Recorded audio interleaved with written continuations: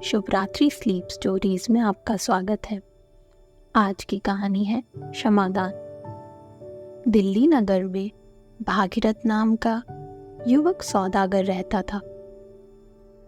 वहां उसकी अपनी 2 दुकानें और रहने का मकान था। वह सुंदर था। उसके बाल कोमल, चमकीले और घुंघराले थे। वह गाने का बड़ा प्रेमी था। युवावस्था में उसे मदिरा पीने की आदत पड़ गई थी। अधिक पी जाने पर कभी कभी हल्ला भी मचाया करता था, परंतु विवाह कर लेने पर मदिरा पीना छोड़ दिया था। गर्मी में एक समय वह कुंभ पर गंगा जाने को तैयार हो अपने बच्चों और पत्नी गीता से विदा मांगने आया। पत्नी गीता कहती है, आज मत जाओ, मैंने बुरा सपना देखा है। भागीरथ, प्रिय, तुम्हें भय है कि मैं मेले में जाकर तुम्हें भूल जाऊंगा। गीता, यह तो मैं नहीं जानती कि मैं क्यों डरती हूं। केवल इतना जानती हूं कि मैंने बुरा स्वप्न देखा है। मैंने देखा है कि जब तुम घर लौटे हो तो तुम्हारे बाल श्वेत हो चुके हैं। भागीरथ, यह तो शगुन है। देख लेना, मैं सारा माल बेच मेले से तुम्हारे लिए अच्छी अच्छी चीजें लाऊंगा। यह कह गाड़ी पर बैठ वह चल दिया। आधी दूर जाकर उसे एक सौदागर मिला जिससे उसकी जान पहचान थी। वे दोनों रात को एक ही सराय में ठहरे। संध्या समय भोजन कर पास की कोठरियों में सो गए। भागीरथ को सवेरे उठने का अभ्यास था। उसने यह विचार करके कि ठंडे ठंडे राह चलना सुगम होगा, अंधेरे उठ गया, गाड़ी तैयार कराई और भटियारे के दाम चुकाकर चलता बना। 25 कोस जाने पर घोड़ों को आराम देने के लिए एक सराय में ठहरा और आंगन में बैठकर सितार बजाने लगा। अचानक एक गाड़ी आई। पुलिस का एक कर्मचारी और 2 सिपाही उतरे। कर्मचारी उसके समीप आकर पूछने लगा, तुम कौन हो और कहां से आए हो? वह सब कुछ बतलाकर बोला कि आइए भोजन कीजिए। परंतु कर्मचारी बार बार यही पूछता था कि तुम रात को कहाँ ठहरे थे, अकेले थे या कोई साथ था? तुमने साथी को आज सवेरे देखा या नहीं? तुम इतने अंधेरे क्यों चले आए? भागीरथ को अचंबा हुआ कि बात क्या है। यह प्रश्न क्यों पूछे जा रहे हैं? बोला, आप तो मुझसे इस भांति पूछते हैं जैसे मैं कोई चोर या डाकू हूं। मैं तो गंगा स्नान करने जा रहा हूं। आपको मुझसे क्या मतलब है?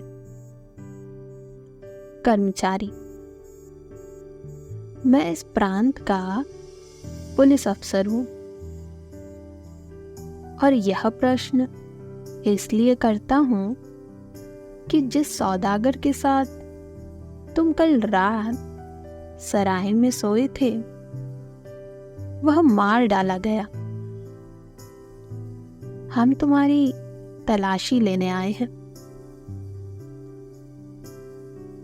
यह कहकर वह उसके असबाब की तलाशी लेने लगा। एकाएक थैले में से एक छुरा निकला। वह खून से भरा हुआ था। यह देखकर भागीरथ डर गया। कर्मचारी, यह छुरा किसका है? इस पर खून कहां से लगा? भागीरथ चुप रह गया। उसका कंठ रुक गया। हिचकता हुआ कहने लगा, मेरा नहीं है, मैं नहीं जानता। कर्मचारी, आज सवेरे हमने देखा कि वह सौदागर गला कटे चारपाई पर पड़ा है। कोठरी अंदर से बंद थी। सिवाय तुम्हारे भीतर कोई न था। अब यह खून से भरा हुआ छुरा इस थैले में से निकला है। तुम्हारा मुख ही गवाही दे रहा है। बस तुमने ही उसे मारा है। बताओ किस तरह मारा और कितने रुपए चुराए? भागीरथ ने सौगंध खाकर कहा, मैंने सौदागर को नहीं मारा। भोजन करने के बाद फिर मैंने उसे नहीं देखा। मेरे पास अपने 8,000 रुपए हैं। यह छुरा मेरा नहीं। परंतु उसकी बातें उखड़ी हुई थी। मुंह पीला पड़ गया था और वह पापी की भांति भय से कांप रहा था। पुलिस अफसर ने सिपाहियों को हुक्म दिया कि हथकड़ी लगाकर उसे गाड़ी में डाल दो। जब सिपाहियों ने उसको हथकड़ी लगाई तो वह रोने लगा। अफसर ने पास के थाने पर ले जाकर उसका रुपया पैसा छीन उसे हवालात में दे दिया। इसके बाद दिल्ली में उसके चाल चलन की जांच की गई। सब लोगों ने यही कहा कि पहले वह मदिरा पीकर बकबक किया करता था, पर अब उसका आचार बहुत अच्छा है। अदालत में तहकीकात होने पर उसे रामपुर निवासी सौदागर का वध करने और 20,000 रुपए चुरा लेने का अपराधी ठहराया गया। भागीरथ की पत्नी गीता को इस बात पर विश्वास न होता था। उसके बच्चे छोटे छोटे थे। एक तो अभी दूध पीता था। वह सबको साथ लेकर पति के पास पहुंची। पहले तो कर्मचारियों ने उसे मिलने की आज्ञा न दी, परंतु बहुत विनय करने पर आज्ञा मिल गई और पहरे वाले उस कैद घर में ले गए। ज्यों ही उसने अपने पति को बेड़ी पहने हुए चोरों और डाकुओं के बीच बैठा देखा, वह बेसुध होकर धरती पर गिर पड़ी। बहुत देर में सुध आई। वह बच्चों सहित पति के निकट बैठ गई और घर का हाल कहकर पूछने लगी कि यह क्या बात है। भागीरथ ने सारा वृत्तांत कह सुनाया। गीता, तो अब क्या हो सकता है? भागीरथ, हमें महाराज से विनय करनी चाहिए कि वह निरपराधी को जान से न मारे। गीता, मैंने महाराज से विनय की थी, परंतु वह स्वीकार नहीं हुई। भागीरथ ने निराश होकर सिर झुका लिया। गीता, देखो मेरा सपना कैसा सच निकला। तुम्हें याद है ना, मैंने तुमको उस दिन मेले जाने से रोका था। तुम्हें उस दिन ना चलना चाहिए था, लेकिन मेरी बात न मानी। सच सच बताओ, तुमने उस सौदागर को नहीं मारा ना? भागीरथ, क्या तुम्हें भी मेरे ऊपर संदेह है? यह कहकर वह मुंह ढककर रोने लगा। इतने में सिपाही ने आकर गीता को वहां से हटा दिया और भागीरथ सदैव के लिए अपने परिवार से विदा हो गया। घर वालों के चले जाने पर जब भागीरथ ने यह सोचा कि मेरी पत्नी भी मुझे अपराधी समझती है, तो मन में कहा, बस मालूम हो गया, परमात्मा के बिना कोई और नहीं जान सकता कि मैं पापी हूं या नहीं। उसी से दया की आशा रखनी चाहिए। फिर उसने छूटने का कोई यत्न नहीं किया। चारों ओर से निराश होकर ईश्वर के ही भरोसे बैठा रहा। भागीरथ को पहले तो कोड़े मारे गए। जब घाव भर गए तो उसे लोहक के बंदी खाने में भेज दिया गया। वह 26 वर्ष बंदी खाने में पड़ा रहा। उसके बाल पककर सन के से हो गए। कमर बहुत पतली हो गई। देह घुल गई। सदैव उदास रहता, ना कभी हंसता ना बोलता, परंतु भगवान का भजन नित्य किया करता था। वहां उसने दरी बुनने का काम सीखकर कुछ रुपया जमा किया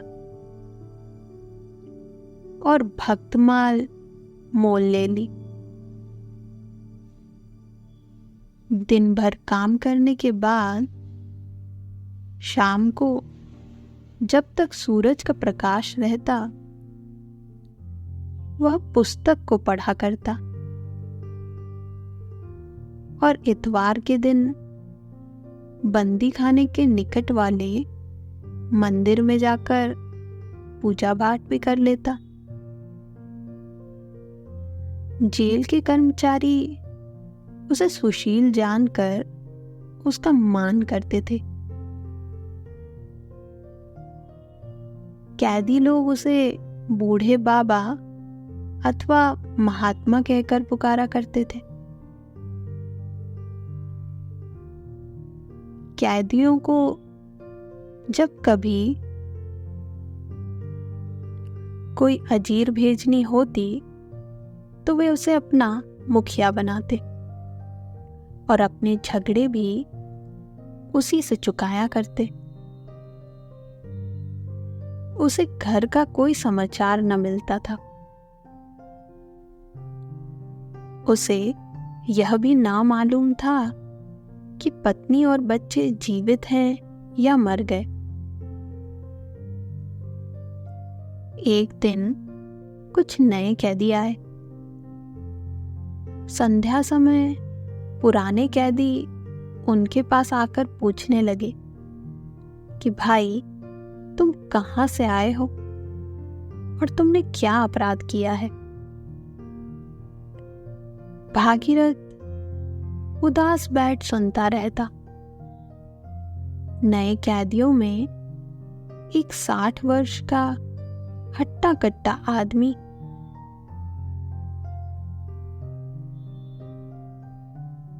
जिसके दाबिल खूब छटे हुए थे अपनी राम कहानी सुना रहा था।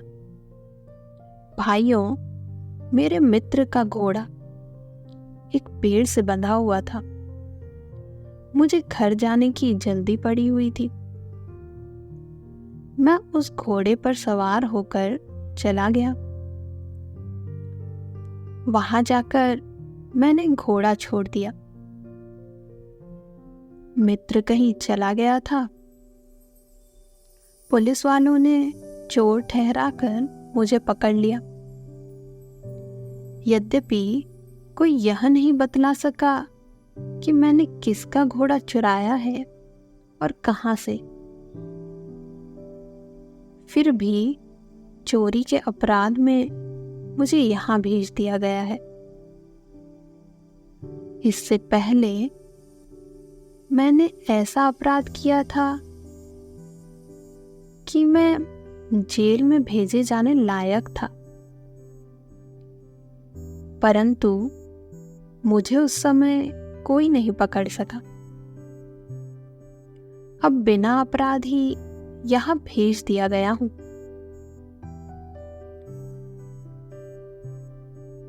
एक कैदी, तुम यहां कहां से आए हो?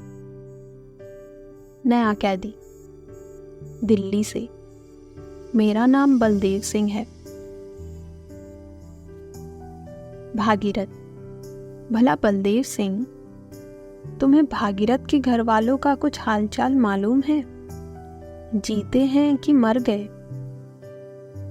बलदेव, जानना क्या, मैं उन्हें भली भांति जानता हूं। अच्छे मालदार हैं। हाँ, उनका पिता यहीं कहीं कैद है। मेरे ही जैसा अपराध उनका भी था। बूढ़े बाबा, तुम यहां कैसे आए? भागीरथ अपनी विपत्ति कथा नहीं कहना चाहता था। केवल हाय कहकर बोला, मैं अपने पापों के कारण 26 वर्ष से यहां पड़कर सड़ रहा हूं। बलदेव, क्या पाप, मैं भी सुनूं। भागीरथ, भाई जाने दो, पाप का फल अवश्य भोगना पड़ता है। वह कुछ न कहना चाहता था, परंतु दूसरे कैदियों ने बलदेव को सारा हाल कह सुनाया कि वह एक सौदागर का वध करने के अपराध में यहाँ कैद है। बलदेव ने यह हाल सुना तो भागीरथ को ध्यान से देखने लगा। घुटने पर हाथ मारकर बोला, वाह वाह, बड़ा अचरज है, लेकिन दादा तुम तो बिल्कुल बूढ़े हो गए। दूसरे कैदी बलदेव से पूछने लगे, तुम भागीरथ को देखकर चकित क्यों हुए? तुमने क्या पहले कहीं उसे देखा है? तुरंत बलदेव ने उत्तर नहीं दिया। भागीरथ के चित्त में यह संशय उत्पन्न हुआ कि शायद बलदेव रामपुरी सौदागर के असली मारने वाले को जानता है। बोला, बलदेव सिंह, क्या तुमने यह बात सुनी है और मुझे भी पहले कहीं देखा है?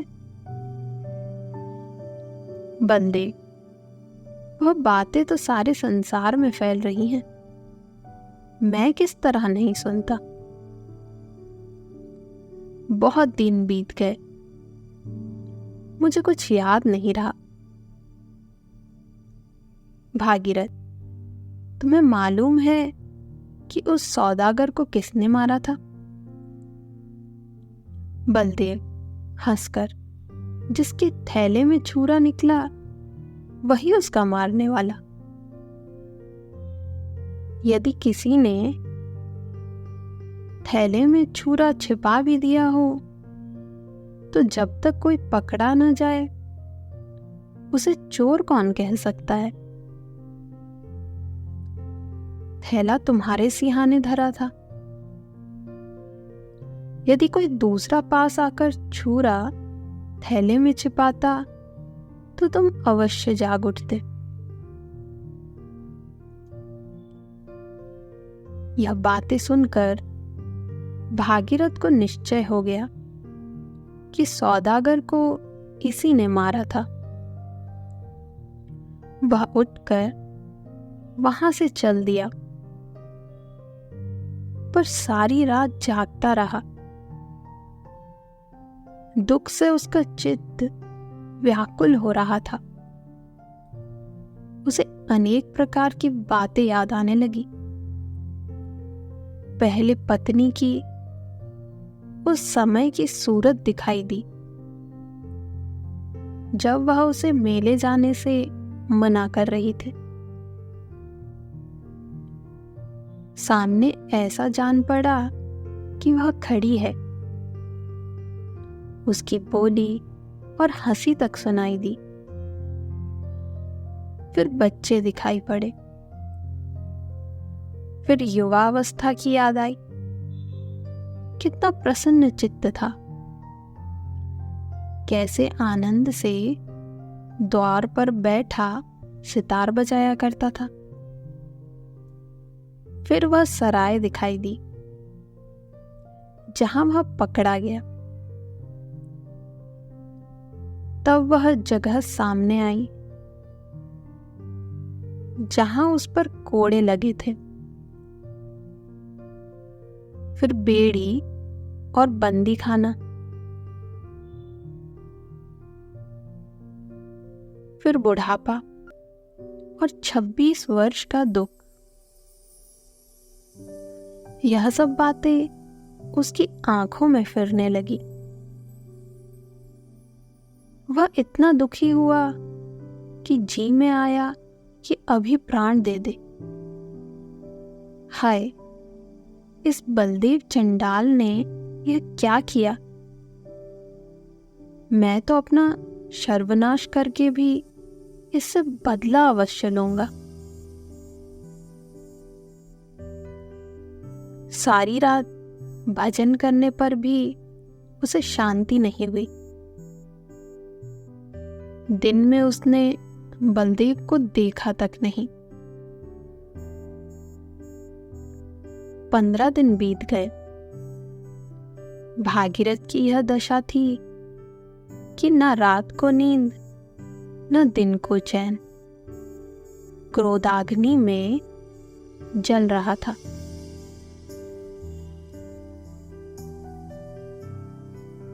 एक रात वह जेल खाने में टहल रहा था कि उसने कैदियों के सोने के चबूतरे के नीचे से मिट्टी गिरते देखी।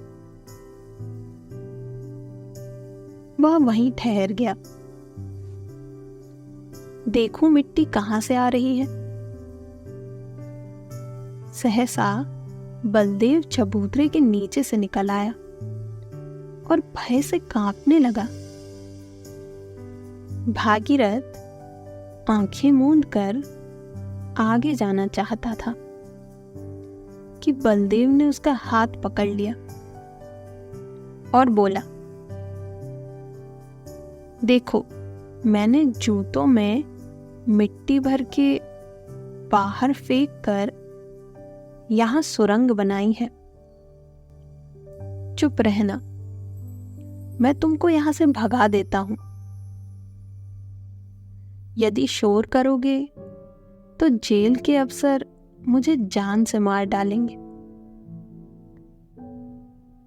परंतु याद रखो कि मैं तुम्हें मारकर मरूंगा, यूं नहीं मरता। भागीरथ अपने शत्रु को देखकर क्रोध से कांप उठा और हाथ छुड़ाकर बोला, मुझे भागने की इच्छा नहीं,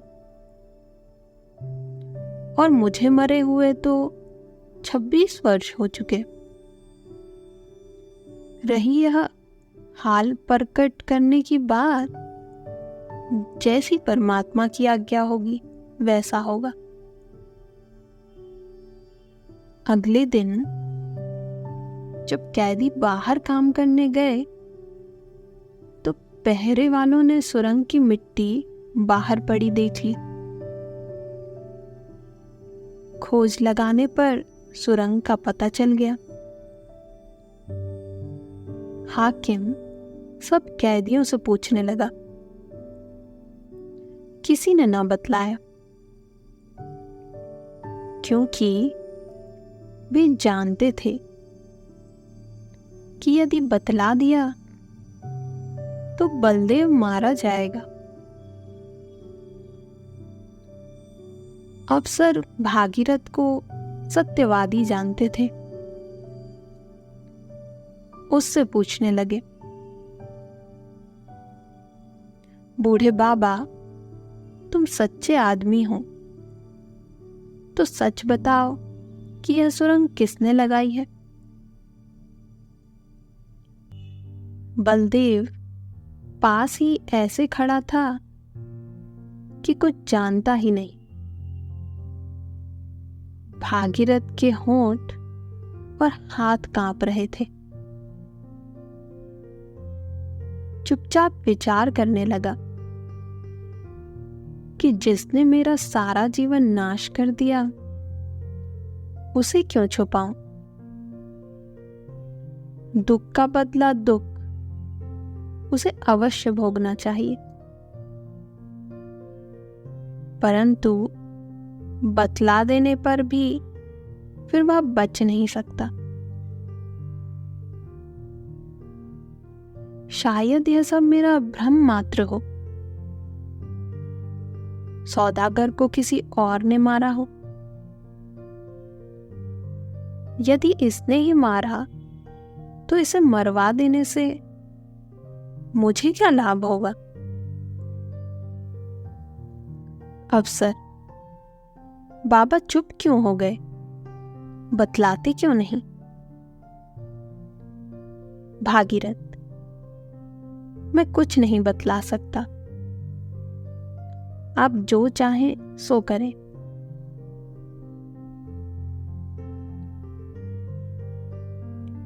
हाकिम ने बार बार पूछा, परंतु भागीरथ ने कुछ भी नहीं बताया। बात टल गई। उसी रात भागीरथ जब अपनी कोठरी में लेटा हुआ था, बलदेव चुपके से भीतर आकर बैठ गया। भागीरथ ने देखा और कहा, बलदेव सिंह, अब और क्या चाहते हो? यहां तुम क्यों आए? बलदेव चुप रहा। भागीरथ, तुम क्या चाहते हो? यहां से चले जाओ, नहीं तो मैं पहरे वाले को बुला लूंगा। बलदेव पांव पर पड़कर, भागीरथ, मुझे क्षमा करो, क्षमा करो। भागीरथ, क्यों? बलदेव, मैंने ही उस सौदागर को मारकर छुरा तुम्हारे थैले में छिपाया था। मैं तुम्हें भी मारना चाहता था, परंतु बाहर से आहट हो गई।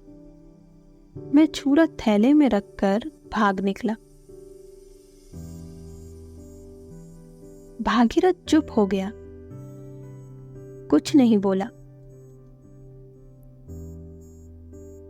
बलदेव, भाई भागीरथ, भगवान के वास्ते मुझ पर दया करो, मुझे क्षमा करो। मैं कल अपना अपराध स्वीकार कर लूंगा।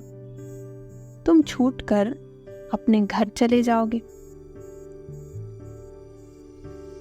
भागीरथ, बातें बनाना सहज है। 26 वर्ष के इस दुख को देखो। अब मैं कहां जा सकता हूं?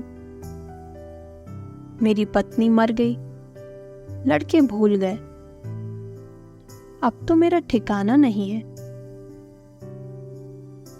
बलदेव धरती पर माथा फोड़ रो रो कर कहने लगा, मुझे कोड़े लगने पर भी इतना कष्ट नहीं हुआ था जो अब तुम्हें देखकर हो रहा है।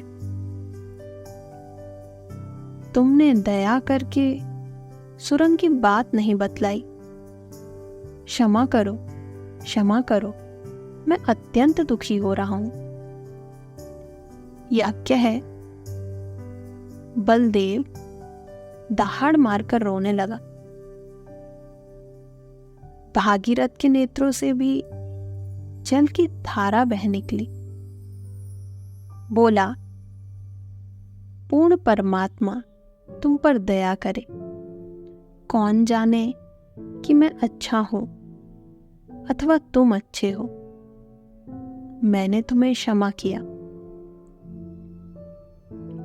अगले दिन बलदेव सिंह ने स्वयं कर्मचारियों के पास जाकर सारा हाल सुनाकर अपना अपराध मान लिया। भागीरथ को छोड़ देने का परवान आया।